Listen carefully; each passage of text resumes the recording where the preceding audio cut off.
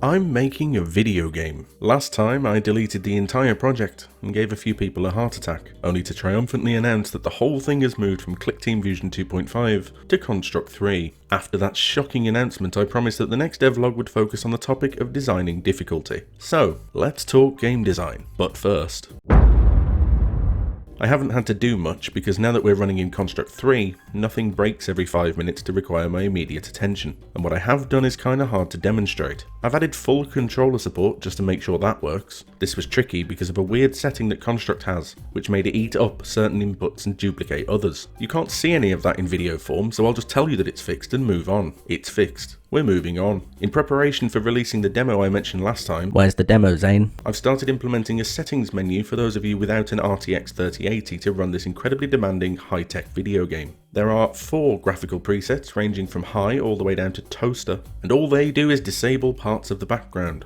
Eventually there will be alternate backgrounds with less effects for lower graphical options, because it seems a bit mean to punish people for not being rich. I've also added in an option to turn off the player's glowing trail, because people have been asking about it since I first started, and I said I would, so I might as well do that now. There's options to turn down the in-game music and sound effects, which is kind of amazing because they don't exist yet. You can also reconfigure your controls, and I added something I've never seen before but seems to make sense to me, a shortcut to restore the controls to default, in case you do something stupid like mapping jump to your PC's power button. Finally, there's an option for enabling ghost mode, which you might remember is Reiterate's version of an assist mode, for people who either aren't that good at platformers or who struggle with certain things for whatever reason, but still want to enjoy the game, because I'm nice. I figured it was a better idea to make it an opt-in feature rather than having it on all the time, because the idea is to present the game initially in the way that I'd like you to play it, and then you can go change whatever you want later. Making it opt-in hopefully removes the temptation to just start ghosting from the beginning, but even if you do, I suppose it doesn't matter. So what else have I done? The story for Reiterate is currently over 2,000 words and I'm only about halfway done. The sneaky plan is to sneakily sneak an entire novel into the game and force people to read in an attempt to raise literacy standards around the world. Sneaky. The plot is entirely optional, but a well-written contextual wrapper for a basic game can enhance your experience with the game, so it'll be there for the people who want it. Would you like to know what the plot is about? Some time ago, humanity fell to the arrival of a deadly fungal spore that turned the average person into a squishy, fluffy mushroom man that likes to eat people. Into this ravaged world comes Joel, who you get quite attached to because he's really well written, and then later on you'll be really mad because... oh no, sorry, wrong game. I won't tell you what the plot is about, but I will tell you the general theme and direction, and why I've written it the way that I have. There's a term you might have heard of before, called ludonarrative dissonance, which was invented by people who'd done degrees in game design to feel like they hadn't wasted £20,000 on skills they could have learned from a brackish tutorial and a few years paying attention to NES games. Ludonarrative dissonance is the idea that in video games, what you're doing as a player is often completely at odds with what the story is telling you that you're doing. Remember Grand Theft Auto 4? Remember how Nico gets off the boat at the start, arrives in Liberty City and wants to have a new life away from the pain and suffering and strife that he went through in whatever Eastern European country he's actually from? And remember how 10 minutes later you're ignoring all the prompts to continue the tutorial and punching people in the face to steal their car, which you then complain about the handling of because GTA 4 was unfairly judged for not being San Andreas? Yeah. That's ludonarrative dissonance, where what you're doing in the game doesn't match up with the story you're being told. Reiterate so far doesn't have any, believe it or not. It's all contextualized right down to the way the in-game menus are displayed, while at the same time acting as a kind of character study for someone who, it is my hope, you'll come to be engaged with when you eventually get to read the plot. And that's everything I've done. Well, alright, not everything. There is one more thing. Yes folks, Reiterate is finally available to Wishlist on Steam. It's actually been there for a while, which members of our Discord will know because I told them basically straight away. Come and join our Discord server. But I wanted to wait until I had a devlog to officially announce it in. What you need to do now is head over to Steam, search up Reiterate or follow the link in the description, and add it to your wishlist. You need to do that now, so I'll just wait here until that's done and then we'll get on with the day. Go on, it's your time we're wasting, I can wait all day, I don't mind. Are you done? Good.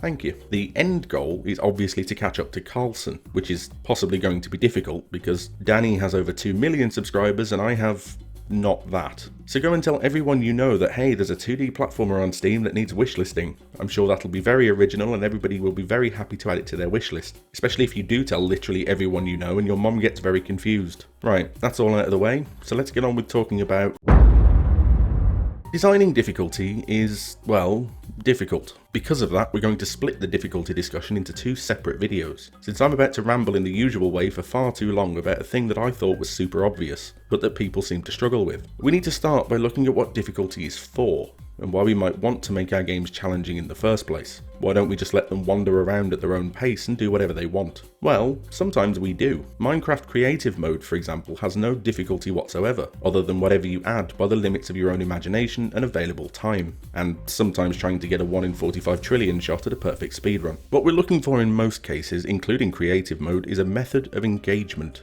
Depending on the genre of the game, the way that you engage your player in that game will vary significantly, and challenge is one tool in your arsenal to keep your player invested in the game you've designed. Others include things like player freedom, creativity, or story. These are all valid ways of keeping your player's attention. But we're not talking about those things, we're here to talk about challenge. Specifically challenge in a 2D platformer, since that's what we're designing. We're also going to talk broadly about difficulty in a game overall, and then in the next episode, we'll get down to the specifics of how this stuff works and how you can design for it on a micro level. Get out your notebooks, we're having a history lesson. Because I'm an old man, and I tend to frame everything in the context of games from the last century.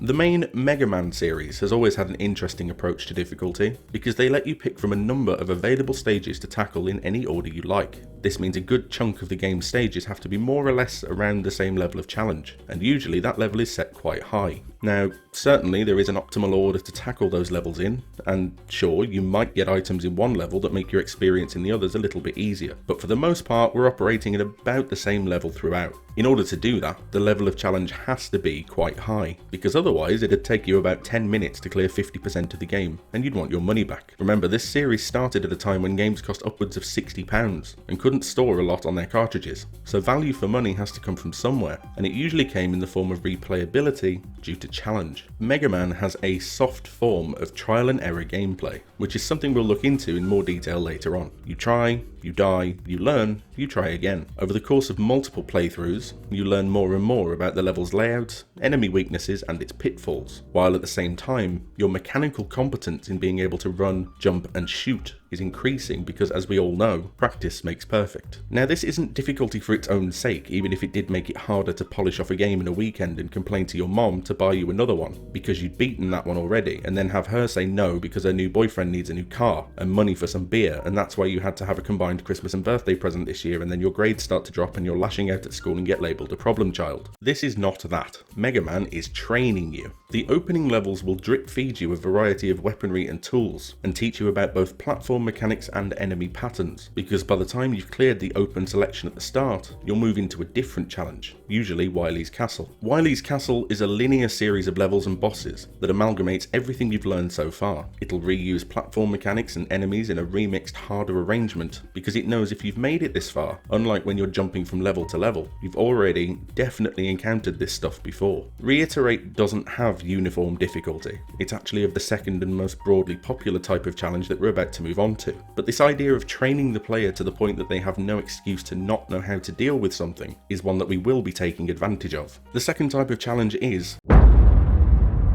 ascendant difficulty. Is exactly what it sounds like. It's difficulty that ascends in a linear fashion. This is by far the most popular type of challenge design in linear 2D platformers, and accounts for the most well-known examples like Mario. Yes, I know you can do certain Mario levels out of order, shush. Sonic, Super Meat Boy, Celeste, Bubsy, all the classics. Certain games will have a variation on the theme. Sonic, for example, has its singular levels split up into multiple paths, which offer varying degrees of challenge within the same stage, whereas Mario has always had warp mechanics to skip huge chunks of the challenge curve. When I say curve, you might think of a graph that looks something like this, because there's nothing more fun and exciting than a good old line graph. This indicates roughly that as the game goes on, the difficulty of each stage rises at a reasonably steady pace. You might think this is the most efficient way of arranging ascendant difficulty. It's orderly, logical, and makes sense, right? Well, no. The problem with this is that people, sadly, do not follow line graphs. The world would be a better place if we all acted the way our spreadsheets told us to,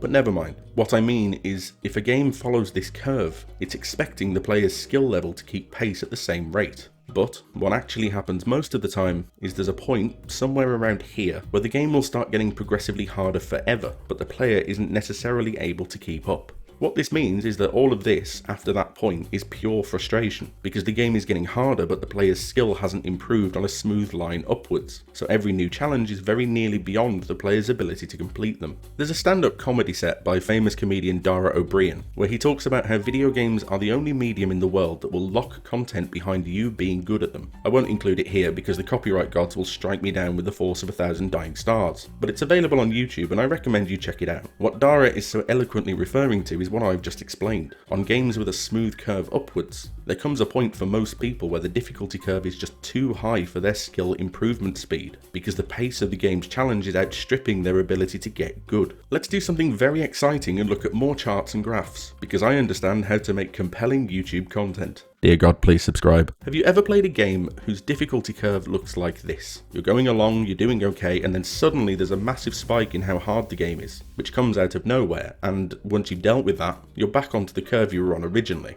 This point is generally referred to as a difficulty spike, but sometimes as a casual filter, the point at which casual players of the game switch off, and only the most invested audience will push through the sudden rise in challenge to get to the rest of the game. Broadly speaking, this is a bad thing that will turn off a lot of your audience, and generally something you're looking to avoid if you're using it in isolation. It creates shock and frustration in your player, which is made even worse if the levels following that spike are all back to relatively simple and logical progressions in challenge. To understand how to use a sudden rise in difficulty, we need to understand how to pace a video game. We're designing for the broadest audience possible. Now when I say that, I don't mean that you're watering down your niche appeal to try and bring in kids who only play Fortnite, because that doesn't work anyway. What I mean is you've got your audience in mind, people you think will primarily be interested in what you're doing, and you want to try and make sure that you've given all of them as much of an opportunity as you can to get maximum enjoyment out of your game. We'll talk about player opportunity and how we're trying to take away as many excuses as we can in the next episode, about designing specific instances of difficulty. But overall,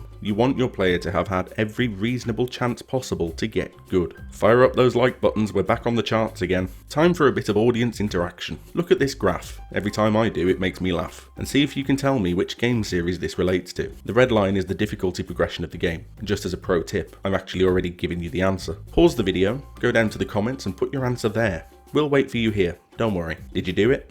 I hope you did. This chart represents Mega Man. Like I said before, the opening stages are all of a reasonably high difficulty, but are also more or less the same level, because you can do them in any order you like. You then get to Wily's Castle, which is a big spike up from where you've been, and then gets progressively harder until the end. So why does this work when a standard difficulty spike might not? Because what I'll do now is overlay another line on our graph, please contain your excitement, showing you roughly speaking how the player's skill has grown over the course of the game. What happens is the player starts off useless, basically. I'm sorry, but you did. Because they're given the freedom to try out an experiment and to get used to roughly the same level of difficulty from the beginning, their skill will increase quite quickly. You'll notice there's a point where the player is actually significantly better than the level of skill they're being presented with, because they're now used to the challenge and they've had the time and space to acclimatise to the mechanics and hazards. This means that when the difficulty spikes up, they're ready to take the next step and build upon the basics they've already had the time and room to establish, which is what makes Wily's Castle a worthwhile and rewarding challenge. But, as we've discussed, Mega Man is arranged in what we call uniform difficulty. So how do we apply this to something like Reiterate, which instead uses ascendant difficulty for its progression? Well, broadly speaking, Reiterate's difficulty graph will look like this. That's right folks, I am modelling Reiterate's difficulty pacing on the stock prices of GameStop. What's going to happen is that there will be points, possibly every 5 levels or so, although it's not quite so rigid, where the difficulty will increase pretty sharply. But once the player gets used to those, they'll have the time and space on some subsequent levels to enjoy that growth they've just been through. The idea is that the player's corresponding skill level, for the reasons I've outlined before, is going to look roughly like this. If you're one of those mad people who likes climbing mountains, do you get to the top, acknowledge that you've got there, and then immediately start climbing down again? No, you don't. You stop, take out a picnic, take some selfies and post it to Facebook to make your work colleagues feel bad that their biggest achievement this week was taking the bins out. The basic philosophy behind Reiterate's difficulty pacing will be that there's no point doing the climb if you don't stop to enjoy the view from the top. And on that incredibly philosophical and slightly pretentious bombshell, that's all we have time for today. Next time I'll take us down to a single level, and we'll look at how we go about designing moment-to-moment challenge to fit that curve. And maybe I'll draw some more graphs. If you've liked this video, please like the video you've just liked and subscribe for more likeable videos like the one you just liked. Also join our Discord server where I ramble on about nothing but in text form. And don't forget to wishlist reiterate on Steam so we can catch up to Carlson and I get to feel smug. I realise that's a lot I'm asking you to do, but you can handle it. I believe in you. Thank you for watching, and I'll see you next time.